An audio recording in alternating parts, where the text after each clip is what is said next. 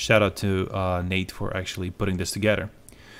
So, we the player base have a legitimate concern as to handling of the above mentioned title Dragon Ball Z Dokkan Battle by the above mentioned publisher, Bandai Namco.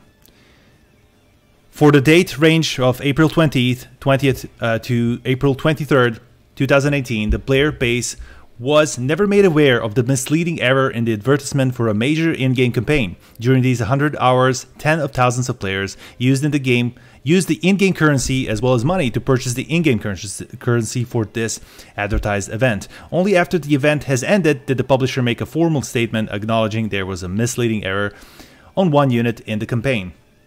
This error made it completely impossible to pull the advertised unit, simply because the unit does not exist in the form it was advertised, and more importantly, was never included in the banner's pool, despite being featured in the advertisement. Now, this is a very dry way of saying this, but it's absolutely 100% true.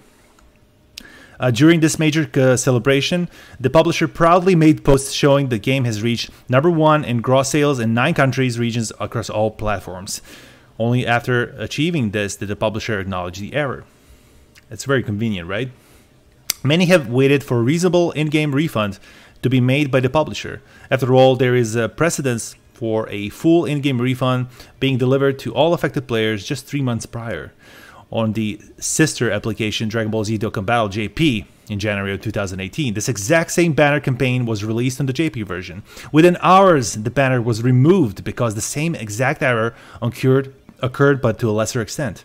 Shortly after the campaign's removal, it was replaced with a fixed variant of the campaign, and all affected players immediately received full compensation of the in-game currency used on the campaign. Someone used the nerd sound effect. Now it's appropriate time.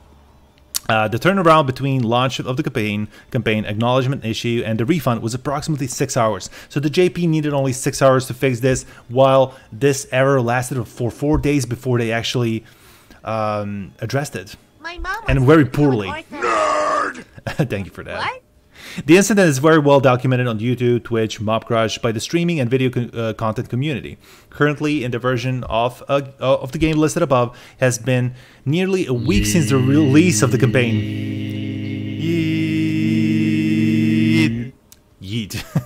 There is a well-documented precedence as to how the publisher treats compensations for this type of errors, as shown in the JP version, and the player base is understandably upset. One Google specialist spoken with on the phone said it the best. It's okay if the publisher enjoyed the campaign, took everyone's money, realized there was an error, and said, sorry, our bad, but thanks for the money. It's basically what they did. Complaint directly to the publisher have gone without response. As our store, we, the player base, have no other choice but to petition our grievances to you. You are our advocate in this process. We're talking to Google here. Your publisher terms and services are in place to protect us as much as yourself. If the publisher will not listen to us, it's up to the store to put enough adequate pressure on them to ensure that these type of advantages are not taken again. Now, these are the things we're actually expecting to happen. Well, if they get enough of these complaints, we as a player base seek a fair compensation for the publisher. Such compensation should include complete in-game refunds of all game currency used in a specific campaign, the Super Saiyan Rose Goku Black, during the specific window of April 20th to 23rd, the 4 days. An additional compensation of the game currency to all players for the delay of the original appropriate game refund. The fact that a formal complaint campaign had to be drafted and submitted by an ample player base is excusable. So they should make an additional efforts to reward the player base with some additional compensational stones, because your currency will lose its value, and the time frame in which you had the 3+1 summonable, the option to do the 3+1 on the same banner is gone already. So the stones you get back from the refund, you will not be able to do anymore. Yeet.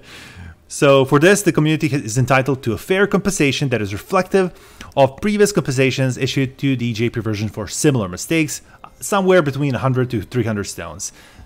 This is not necessary, but it will be really nice touch. It will make people really happy, and they will forgive the company for making these mistakes.